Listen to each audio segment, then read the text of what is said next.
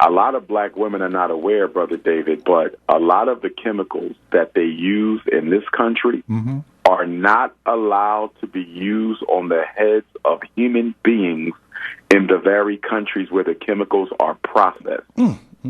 So when you look at most of these chemicals coming out of China and Korea, Chinese and Korean women are not allowed to use those chemicals on their heads over there. They are toxic. They cause fibroids. This has been documented that the perm and the weed, the chemicals in the weed, lead to fibroid tumors in black women, brain cancer in black women. So we are literally killing ourselves to look like white women, clearly. And so it is diet, it is the beauty culture that black women live in. They go and get their hair fried once or twice a week. All those chemicals they ingest, they smell it in. Okay, I read something somewhere where it said the chemicals that a black woman will ingest through her head and through her nose while she's getting her head tended to, they said it's equivalent to like somebody working in a coal mine for like 18 years or something like that. So black women got to understand that their diet, as well as the toxic Eurocentric black beauty culture of America, is killing them. And then you add to that the birth control, Baba David, the birth control pills, the birth control shots, the different implants that they put in their arms not to get pregnant. You take the birth control with the beauty culture, with the diet, and then number 4, the agenda of the white power structure to prevent black birth. And you wrap those 3 ingredients together, and you get the genocide of our black women. And that's one of the big reasons why I motivate black women to go natural, because going natural is just not about your pride. It's not just about your culture. It's not just about the rejection of Europeanization. It is also about your survival. These chemicals are killing our women, and they don't even recognize it. Wow. I knew that the glue and the other chemicals that they put in the hair was causing the damage. Look how they make the hair fall out. And the hair fall out, and they'll say, okay, well, I'll let my hair rest for a little bit. But then they go right back to try to look like something that they're not again. It's like they know that it did damage to their hair. They heard that it has chemicals in it that's going to seep, because your hair is a living follicle. And it absorbs those chemicals.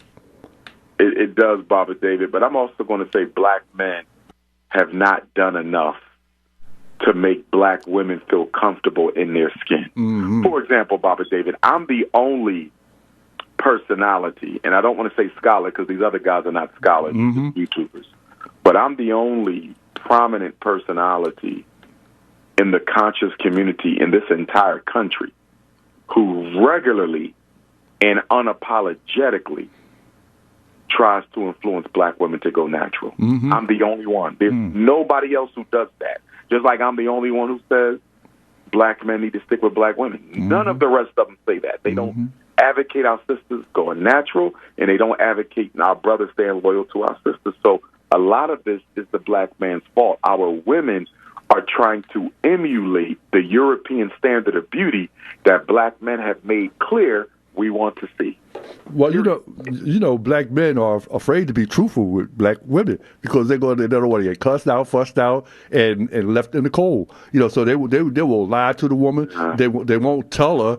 As I said, they already know. They know that the damage that they do. And then if you got a woman and you saw her hair fall out, and you say, okay, well, look, baby, you know you're doing, and then it's going to be an argument. Because well, you can't tell me how to dress. But the black man wants his woman to have the weave and the perm. I don't know about that. Some of them do. Well, I've had sisters contact me and tell me how they went natural and their men did not appreciate it. Wow. I've had many black women tell me that. Yeah. And some of them were dating some of these so-called Hotep YouTube scouts.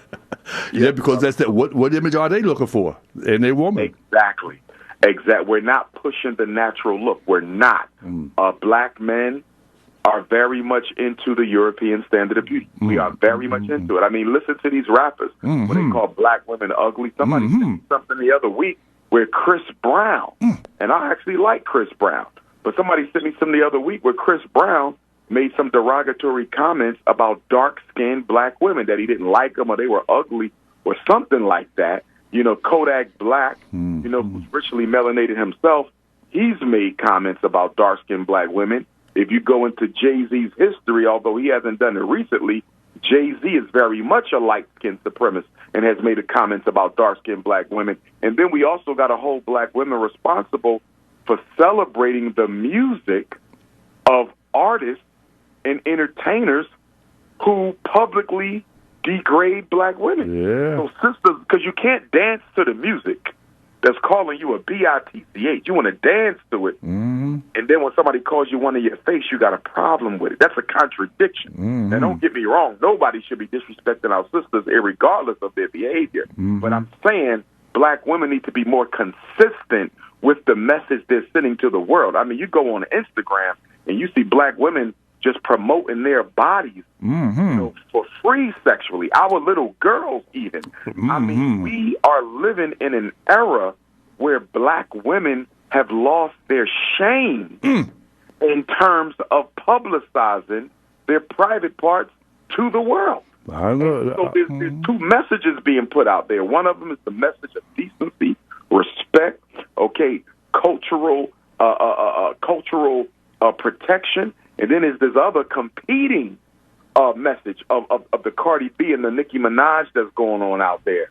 And I don't intend to disparage either one of those sisters, but black women tend to go between two worlds, just like black men do. We'll talk about the queen and the earth and the goddess, but then at the same time, we want to go to the strip club. So black men and black women need to stop being hypocrites, choose a side. If you are for Team Thought, then be for Team Thought. If you are for Team Queen, be for Team Queen. If you are for Team Simp, be for Team Simp. But if you for Team King, be for Team King. And we have to make up our minds. It's the same thing with white supremacy, Father David. One day we want to be with the power structure because we can get something from it. The next day we want to fight for freedom from the power structure. You can't go between both worlds. We have to pick a side and stay on it. It's the same thing I say to my supporters, Father David. I say, listen, I don't care if you support me. I don't care if you don't support me. But will you please pick a side and stay on it so I know who is who? We're going to go to our next caller. Good evening, caller. Welcome to New Worldview. What's your first name and where you calling from? Sana. I'm calling from West Philly. How you doing today? I'm okay. I'm just feeling all different types of emotions right now listening to Umar Johnson. I never heard of you guys before, but oh my gosh, like this is about the perms. And the hair products. I have been warning, coming to Philadelphia from Ithaca, New York, warning sisters in Southwest Philly and West Philly what it's doing to their children. And I mentioned all of it about fibroids and how the hysterectomies. It's just like they don't want us to they don't want us to continue to have kids. I can't even say the words. My heart is just racing. But so a lot of them. No, it just seemed like they don't care. Like, and I even show proof and everything. Like what they say when you want to hide something from a black person, put it in the book. So pretty much, that's just all I wanted to say. Talk often about how fibroids is sometimes preventable with the right type of diet. You know, but and some sisters know it, but they just cannot escape that diet that they're on that is killing them. And so they kill themselves from the diet, and then the fibroids kick in and they just exacerbate and they just get worse and worse and worse. But sometimes it is preventable or curable, reversible. It actually is. It's curable because I had cured a few females here in Philadelphia in New York, white women as well from fibroids. There's so many herbs out here that will cure you from literally every disease besides death and old age. It's here. So what did the women say to you when you tell them about the weave and the glue and the damage that they're doing to themselves? What do they say in response? Most people think I'm crazy. So I know I think it's 58 in Baltimore. It's the hair store over there, and I was out there for like I stayed for a few weeks. I had one woman, I had, convinced her to at least get Shea Moisture because that's like the most natural thing that you can find in the hair stores. But for the most part, most people ignore me. Wow. Or they think I'm crazy. or just don't believe what I'm saying. Like, why? Oh, that's what I always get. Why would they put something here that will harm us? This is America. Like, that's what I always get. I even get that from the food. I'm like, oh, no, don't feed your children anything from these corner stores. Did you have a response to that, Dr. Johnson? I just think the sister made a very, very, very good point. You know, the most honorable Marcus Messiah Garvey, who gave us the largest black organization in modern history and is the only leader of a mass movement in modern history of our race who did not have to use religion to keep the attention of our people. Garvey said, if the black man and woman are not careful, we will drink in all the poison of Western civilization and die from the effects of it. Garvey prophesied this. He specifically said, quote, in science and spirituality lies our only salvation. Science, we don't have no hospitals. Science, we don't have our own standing military. Science, we're not able to take advantage of the God-given resources of Africa because we're not thinking on the level of nation. Dr. John Henry Clark, a Garveyite, said that slavery took from us the black man and woman's natural interest in nation building. We are the only group, Baba David, in the country who have no interest in nation building. Wherever you see the Chinese, they nation building. Whenever you see the Arabs, they nation building. Whenever you see the Mexicans, they nation building. Whenever you see the Jews, the Anglo-Saxons, the East Indians, they nation building. The only group in America you never see building for themselves are black folks. And I mean as a community. I'm not talking about I'm opening up a restaurant to make some money. I'm talking about building for the people. We're the only ones who don't do it. Wow. A lot of times people would say that because they don't trust each other. True that. The self-hatred. It's self-hatred. It's also the unwillingness to submit to the greater interests of the group above and beyond your own personal agenda. We suffer with that real bad. We suffer with that real bad. Even the assassinations, Baba David, from Africa to America, the assassinations of black leaders, which were carried out or supported by other black people, is an example of that. Because if I know Malcolm is doing a job for the people, if I know Lumumba is doing a job for the people, if I know Nkrumah is doing a job for the people, if I know Dr. King is doing a job for the people, I am not. If I know Fred Hampton is doing a job for the people, I'm not going to let you use me in any way, shape, form, or fashion to undermine those brothers, because even if I don't agree with them or like them personally, they're doing something for the people that my people can benefit from. That's why I felt bad about Huey Newton when the guy killed him, because he had done a lot for the people. He had done an awful lot, brought extreme consciousness to the people. But I understood that he had got involved in some drugs, and so maybe the person didn't have as much respect for him as he had when he was a Black Panther. But still, he was the same person that did a lot for people.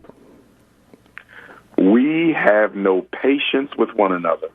And that lack of patience is a direct outgrowth of the contemptuous self-hatred that we have for ourselves. I cannot hate you, Baba David, without hating myself, because you are an extension of me. We are all part of one body. The African family is a single African body. You cannot neglect one part without causing harm to the rest of it. You cannot neglect your big toe or neglect your eyes or your ears or your heart or your spleen, because there's automatically a ripple effect to the rest of your body. The same thing goes for us as a race. We are a single body, and you cannot hurt one part and not have ramifications to the other parts. And that's why I'm constantly pushing the concept of Pan-Africanism and unity by any means necessary.